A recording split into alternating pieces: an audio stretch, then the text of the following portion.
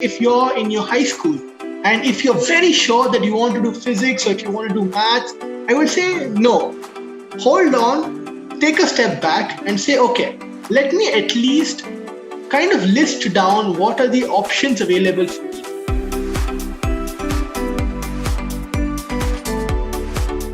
Welcome back to Expertribe. How cool will it be to study in a top-notch university after your high school? And that too on a 100% paid scholarship. And then land yourself a job, a highly competitive one, in the financial hub of Asia, that is Singapore. So here I bring to you the episode of Education Abroad series. The guest today is Krishna, who earned a scholarship for his school level in Singapore, for his engineering degree in NUS, and then has landed a job in Citibank. From an Indian perspective, even education in Singapore is very expensive. So I think it would cost around $40,000. For which one? Sorry. For a bachelor's in Singapore, what would be the cost? Bachelor's, yeah. So usually from my experience and talking to like people who have come directly from India without a scholarship, it would cost roughly in the ballpark of about 80 lakhs to 1 CR for the whole 4 years of bachelor's, including the accommodation and daily living and everything put together, basically. So you need to at least set aside 80 to 1 CR for that. So are there any scholarships available at the bachelor's level as well for foreign students? Yes, absolutely. So the same scholarship which I got is available even for applicants directly coming from India, right? So for if you were to give your CBSE or your ICSE exam in India, you can still do that and you can directly apply to universities in Singapore. And typically, if you're doing your CBSE or an ICSE exam, the cutoff, again, these are very unofficial cutoffs. There's no official one. But if you're getting more than 98 and a half, then you should be confident of getting an admission. But below 98, because I know people who have scored 98.2, 98.3 and have not made it. So it's a little bit tricky if you're getting anywhere below that. But generally, above that, you should be fine. And the good thing is you automatically qualify for a scholarship if you are an international student. Right? If you are applying as an international student and if your grades are good, there's no special application process different from the university one. So once you just give your university application, it also double counts as a scholarship application. And if they do like you and if they do think you are worthy of the scholarship, then they will again invite you for a small mini interview kind. Maybe it might be an online interview, but they will just, and they would want to talk to you just to get to know more about it. So with this scholarship, is there any bond attached with the Singapore government? Yeah, so basically the important thing to realize is the scholarship comes with a 6-year bond, but then very importantly, people mistake that this bond is with the Singapore government. It is not true. The bond is for you to work in any Singapore-based company, right? So you can work in any MNC in Singapore and it will still count as serving your 6 years bond. So really you have a lot of options, right? Because if you're doing, let's say, a degree like finance, economics like me, Singapore is really the hub for all the financial companies, right? So you can work in JP Morgan, Citibank, where I work. You can work in any of the fields, any industry. Similarly, if you want to do R&D, if you want to do engineering, right? You can work in Rolls-Royce, Mercedes-Benz. All of them have places here. So generally, what the mistake is, it's with the government. But the truth is, in any Singapore company, you must work for 6 years. Okay. So when you got the scholarship, were you given any stipend for your other expenses? Yes. So the NUS scholarship usually comes with a full tuition fee grant, right? Okay. It will also come with the accommodation benefits. They will also provide you accommodation. And along with that, they will give you $500 a month for stipend. So usually they give it to you in quarters, the whole bulk amount. But if you do it on a per month basis, it would be $500 per month. Okay. Okay. And so, how would you compare the education system back here in IITs and NUS? What are the pros and cons of them? What are the differences? Can you cite for us? Oh, right. To be honest, I did not attend IIT, so Mhm. it would be a little bit, unfair for me to make any comparisons, NUS versus IIT. But from what I can at least see, talking to friends and talking to a few other people, um, all the great universities in India, like IITs, they are difficult. I mean, they are very exam focused. They are the concepts being taught are the same, right? You can't have different engineering in NUS versus in IIT, but generally from what I feel, it is that they are quite heavy on exams and heavy on really like actual understanding of the fundamentals. In here, I feel that a lot of the university curriculum is focused on projects. They will be giving you a lot of hands-on projects in every semester where you are supposed to kind of, go and figure things out yourself, go use Google, go use any means necessary. But the important thing which is stressed here is the fact that you must be self you must be a self learner. So you should go and try things out yourself. So I think that might be the difference. If I start to make any further comparisons, I'm gonna get a lot of scolding. So I'll just pause here. Okay. So, after you completed bachelor's at NUS, what were the different job opportunities available, or how is the job scenario in Singapore? Right, sure. So basically, once you complete your NUS, so first one great thing about NUS is that there is a compulsory internship that you have to do in your third year of university. It's really compulsory for almost all degrees which you undertake, right? And in that through that internship, it will kind of give you an exposure into what the job scene is in the Singapore job market. So for me, I did my internship through NUS in Rolls Royce in Singapore. And that is kind of also one way in which Singapore will kind of form the connection between a student and a potential employer, saying, hey, look, try this employer out for a 6-month internship.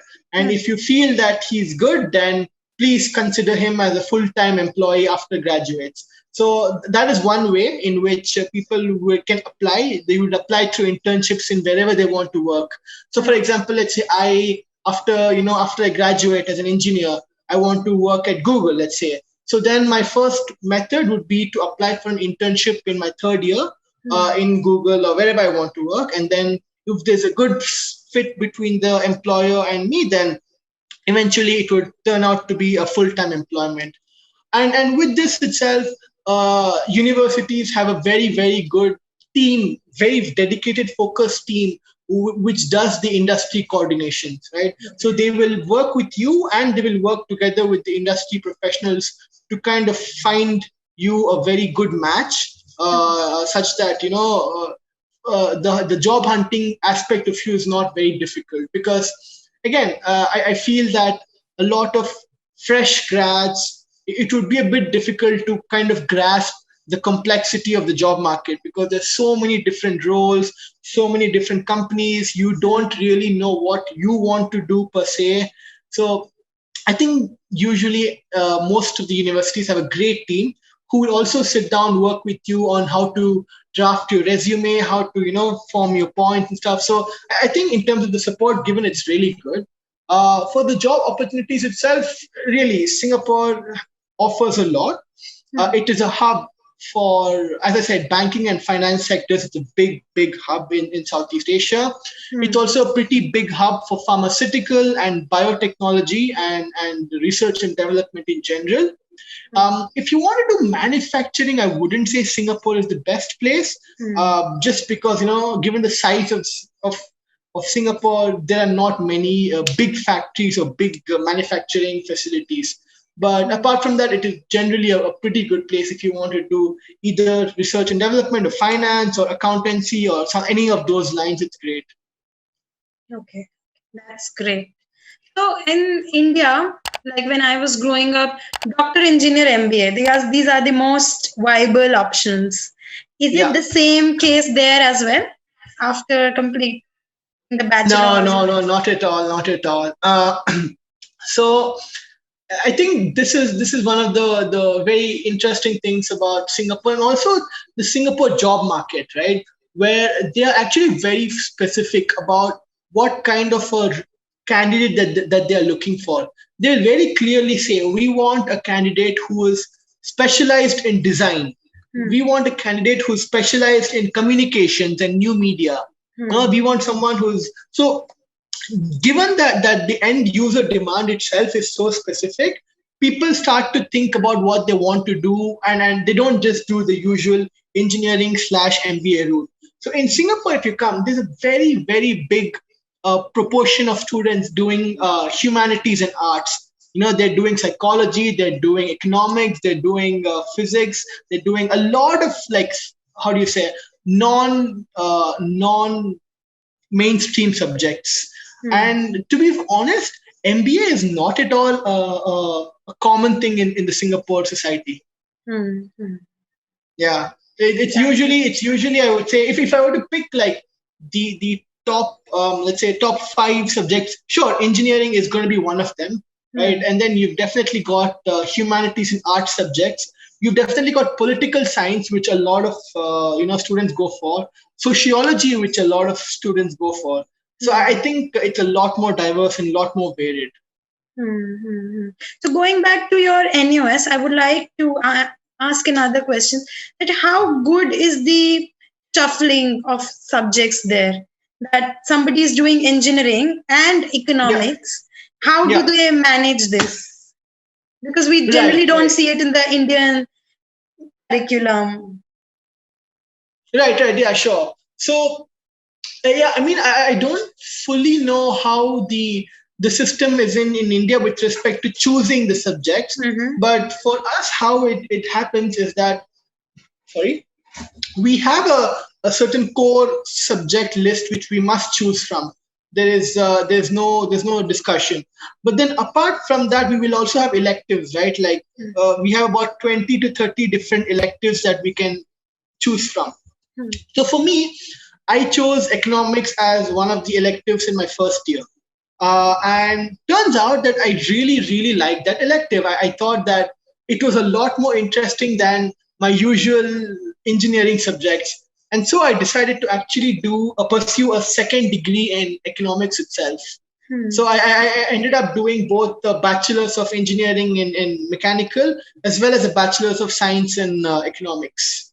And that is, again, a freedom which NUS gives you, because if you feel that you like one subject over another, as long as you're not in your final year, they will be very happy to accommodate if you want to switch majors, if you want to switch subjects or switch your stream. They'll be very happy to. That's nice. So once you're done with your job, so how easy it is to settle in Singapore, the PR process? Can you tell our viewers about that? Right, sure. So I think in Singapore itself, there's a pretty big diaspora of Indians in Singapore who have actually come here and have settled for some time now. So generally, if you do feel that you would want to come and have a long-term career and possibly even a life in Singapore, then you would go about doing your normal job for some years, and then you would think of applying for a permanent residency in Singapore. Typically, these permanent residency, the requirement is about 6 to 7 months. You must be working full time in Singapore, and then your salary should be like about 4 to 5,000 or anything more than that. So if you've fallen in these categories, and if you're very sure that Singapore is a place where you want to be, then you would go about applying through that route. But do remember that if you do that, there are some certain pros and cons. Of course, you would be entitled to all the benefits and the social security in the Singapore government. But then the con is that your children will have to undergo the compulsory 2 years of army life when they finish their high school. So if you are okay with your children doing that, I think it's really a good way for you to get yourself integrated in the Singapore society. Okay. Also, I would like to ask you that once you complete your bachelor's, what is the general pay scale of the jobs in Singapore? Right. And this is honestly something which is the spectrum is huge, I will say. Depending on the industry, depending on your educational background, and depending also on your grades and your cap. Really, the pay scale can be very, very big. So if you're doing something like a R&D a bit more arts/humanities subject, you would expect somewhere around $3,000 to $4,000 per month in terms of the pay scale.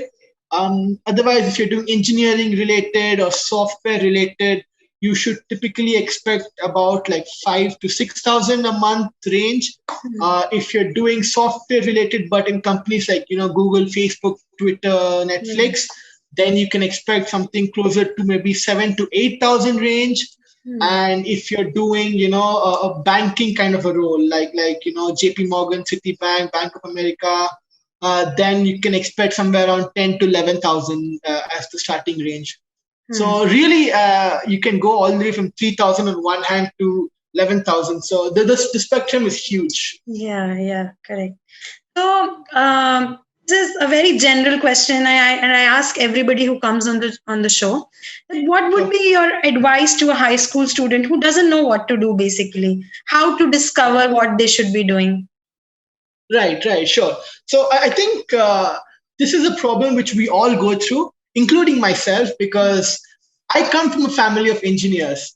My dad, my granddad, both my paternal and my maternal side, my cousins, my uncle, aunt, almost everyone is an engineer, right? So for me, I only grew up, talking about cars and engines and stuff. And even until my 8th or 9th standard, and until I reached high school, for me, engineering was the only subject which I knew and the only subject which I wanted to do, right?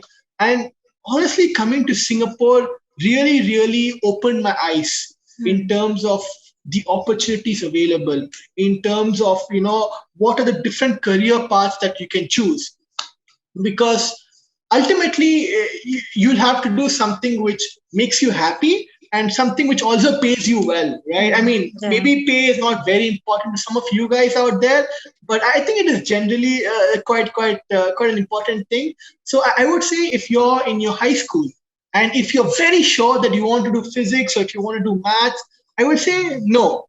Hold on, take a step back and say, okay, let me at least kind of list down what are the options available for me. I'm not saying come to Singapore to figure it out. You don't have to do that.